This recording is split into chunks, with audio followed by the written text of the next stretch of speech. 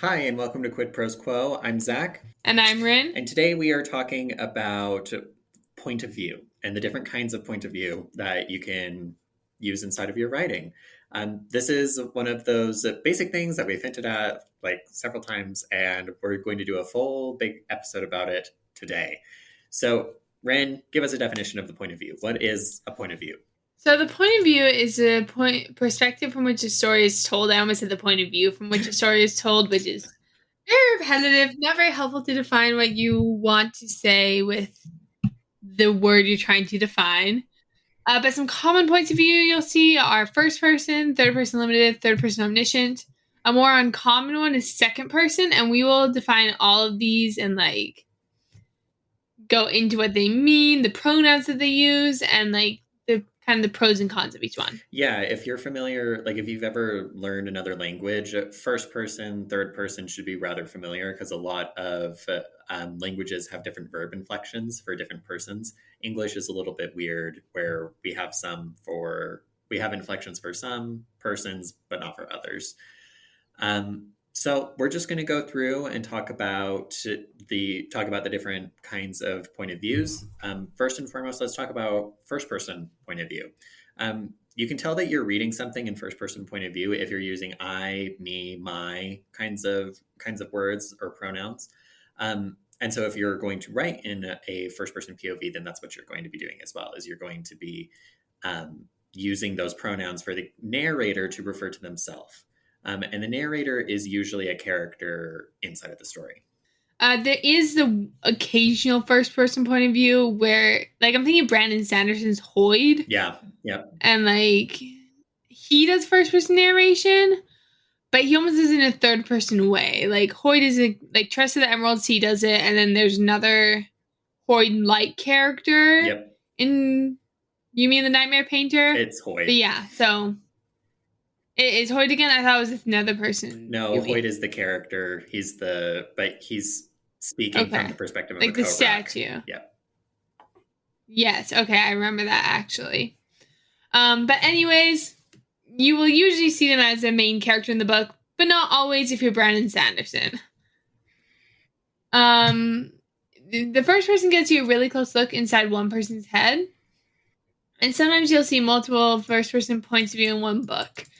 Zach, you have your debut novel coming out in I think a month from today, right? The day we're recording? It's a month and a day. Month and a day from today. So Black Crescent, which I just finished arc reading, which I was so excited about. It was such a treat. Has two first person points of views and they alternate from which they're told from. And Zach, I wanted to know if you wanted to talk about the dual first person point of view in the Black Crescent. Yeah, so I with first person dual POV, it means that you have two different characters who you're telling stories from. So I use that as a way to expand the narrative and then braid the actions of what's going on. And that way I can examine things that are going on in two different people's heads.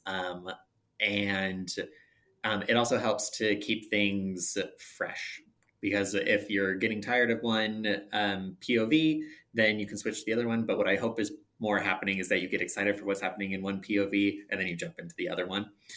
I will say that doing multiple first person POVs inside of a book is very challenging because we as authors have a voice and we develop a voice over time. And it's very difficult to change that voice. So you probably don't want to use a first person POV for every single one of your chapters and POV characters in an epic fantasy novel where you have like 6 or 7. Really good authors can modulate in between 2 or 3 different voices. So if you're going beyond that, then you should look at one of the other points of view that we're going to talk about. But one of the ways that you can kind of think about modulating the first person POV is that these people are going to have different voices and they're going to think differently. They're going to notice different things. And so it can be helpful to pick actors or characters that you're really familiar with from literature or from film, and you can emulate the way that they talk inside of your prose. This isn't a form of copying, really. It's using a property that already exists as a point of departure for what you're creating, which is what we do all the time. Yeah, that's very sage advice, I feel like. And also, it just springs to mind the Picasso quote, which may or may not have been Picasso, but like great artists steal. Yeah. Um, and there's debate whether he stole that quote or not. So, Uh-huh. all that. The next point of view is my favorite. And there's two subsets of third person point of view, which is my favorite point of view. There's limited and omniscient. And first, we'll talk about limited. Generally, third person point of view looks like he, him, his, she, her, hers, they, them, theirs, depending on the gender of whoever you're telling the story about. Limited is similar to first person point of view in that you generally get a close look into one character's head, but you don't get a close look into any other character's head. So when you're doing third person limited, you are limited to one person, one character. So you can't tell us about the thoughts or emotions in someone else's head. That's known as head hopping, and it can be really disorienting for a reader if you think you're in like one head and then all of a sudden you're in like another character's head that has never been in the story before. Right. And it kind of incorporates the perspective of the character into the way that things are described. So you're looking through, I think, so my current example for this is my novel Dauntless, which I am on the second draft of. I just hit 40K out of 80K in the last week or so. Very impressive. So midpoint is going so well. I just wrote the midpoint, and I'm very pleased with the pacing this time around. But it's in third person limited, and it's from Jor's perspective, which is Sleeping Beauty's like girlfriend, and everything is colored by Jor's grief and love for her girlfriend who just like died in the first chapter. And sometimes especially as I'm like going through and editing, I have some times where I hop into Simone's head, and Simone is the like other main character in the novel after Aurora dies, and she's Aurora and Jor's best friend. But I'm going through and editing, I'm like, I can't have this thought where Simone says XYZ because we're not from Simone's perspective. Right. But everything is colored by the way Jor sees things in third person limited in Dauntless. Yeah. I'm currently working on a new project, and one of the ways that you kind of see this being incorporated is by the kinds of names that people use for things, and also the nicknames that they have for people. Because you can show that you're close inside of somebody's head if you're using the names that they use for other people rather than their given name. So, for example, in my project I'm currently working on, one of the viewpoint characters, refers to their father as dad inside of their narration. So it's capital D, dad, referring to that character, for most of her chapters. Occasionally you'll get the name sprinkled in there, but just like we generally don't call our parents by their first names, she doesn't call her parent by his first name.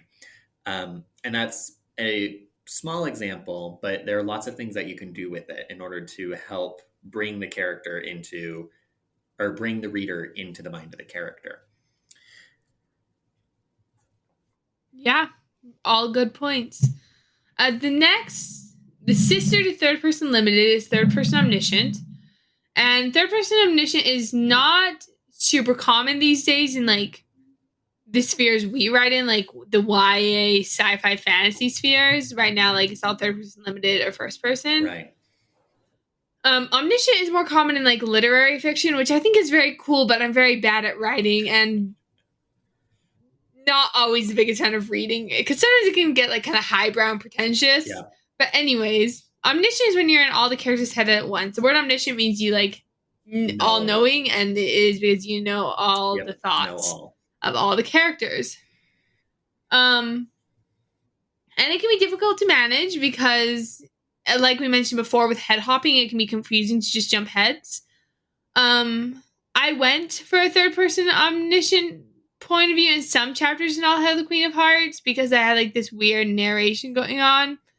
I think I kind of pulled it off, but I think I can do it better now. Mm-hmm. Well, that's how which things is like go. The way it goes with yeah, that's how things go. Like you finish a project and then you are then more capable of doing said project.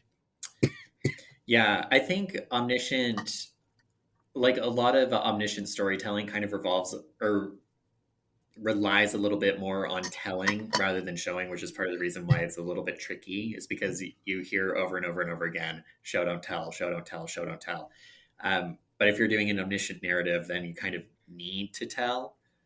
Um, part of the struggle with third person omniscient is that it can kind of undercut the tension because you know what all the characters are thinking and feeling, and so there isn't conflict around trying to figure out what the other character is thinking or feeling, which would be a bit of a it would be difficult inside of a romance, not impossible. You could have a romance story where it's like the reader knows what both of them are thinking, but you're just relying on the miscommunication trope all the way through.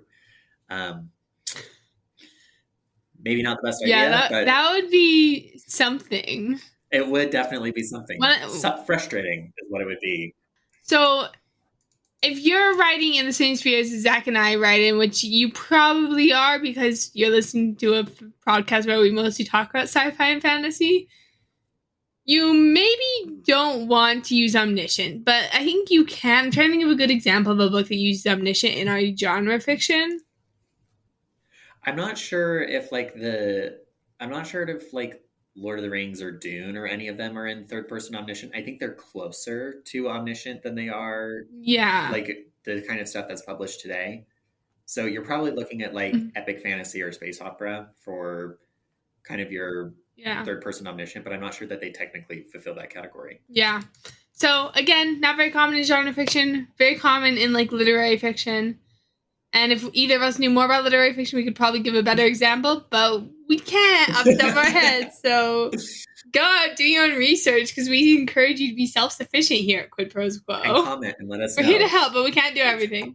Yeah, comment and let us know. Or send us an email with quidprosquo@gmail.com or a DM on Instagram or Facebook. Finally, what does second person POV look like? This one is kind of weird. It uses you, yours pronouns, so you are reading this book. You are the main character in this book. My first thought was like 2013 One Direction Your Name fanfic. Yeah. Like that is now like making the rounds on TikTok again, at least for me. I keep seeing people who are like playing on the like the plot of like being sold to One Direction, and it's so weird because I like almost never read like fanfic on like AO3 or Tumblr or the other main fanfic site, Wattpad. Yeah. I don't know the sites for fanfic, and it is showing. And I also am not a fan of One Direction or any of the people that like once comprised One Direction. But my TikTok For You page, I've seen in the last week at least 5 videos that are like making fun of the trope of getting sold to One Direction. And it's so weird. But they're all in like second person. It's like, imagine you're getting sold to One Direction. Yeah. Here's your story. Yep. But if you're looking for maybe a better example than it's not that, just like that was very illustrative. It's a very good example. It's an example that won the Hugo Award. So it's like, Okay, so like critically acclaimed better example, but I think maybe less applicable because everyone knows One Direction Your Name fanfic, and a lot of people have probably heard of the Broken Earth, but not as many people have read it probably as they know of the concept of One Direction fanfic. This is probably true. So better critically acclaimed, maybe not as widely applicable, but anyways. Both in second person point of view. Zach, tell us about The Broken Earth. So The Broken Earth is a trilogy of books that is written entirely in second person perspective. It does occasionally flip into first person. If you have not read it and you don't want a spoiler, you should skip forward just a little bit because I'm going to tell you why it is in second person. It is because it is basically an extended monologue where one of the characters is describing to the other character what happened in the past. So that's why they're using second person, is because they're describing things that happened to the person long ago. So it's kind of like an amnesia kind of thingy. Not really. Go read the book. It's really great. Very brutal, but really good. Second person POV, I think in that case, in The Broken Earth, is really well done, and it's a genre convention inside of some forms of writing, like game writing or choose your own adventure narratives. So if you are doing some of those things, like if you're trying to write for D&D or another tabletop role-playing game of your choice, or if you're trying to write a choose your own adventure narrative, that's also going to be in second person. Which, if you watched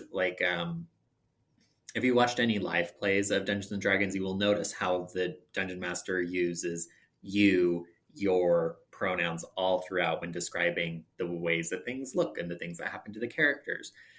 They're usually using you and your rather than using third person pronouns most of the time. And then you also have this note about good environment for choose your own adventure is Inky. I don't know anything about Inky. Will you give me like a Oh, quick rundown because we're coming up on time? yes. So I think we'll talk about this more in an extended episode. But if you were looking for a way to write choose your own adventure narratives, particularly for video games, the app Inky is a good environment for you to be able to do that because it has a lot of tools within it to be able to direct the reader to the spots where they need to go, depending on their choices.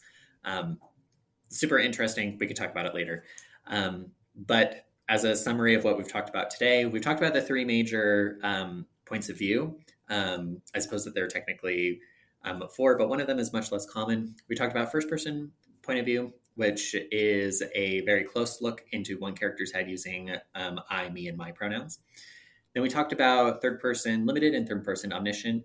Both of these use he, him, she, her, they, them pronouns. But the difference is that in a limited perspective, you're only looking at one character, and with an omniscient perspective, you're looking at all characters. And then we briefly talked about second person POV. Inside of the comments, where you're listening to this, whether it's Spotify or Apple Music or wherever else you get your podcast, let us know some of your favorite examples of each of these points of view. We would love to read them and to chat with you inside of the comments. But until then, this has been Quid Pros Quo. Thank you so much for joining us, and we'll see you next time. Quid Pros Quo is hosted by DC Winters and CK Jensen. If you like this episode, be sure to leave us a rating. And if you'd like to contact us, you can email us at quidprosquo@gmail.com. For more episodes, check us out on Spotify, Apple Podcasts, or wherever else you get your podcasts.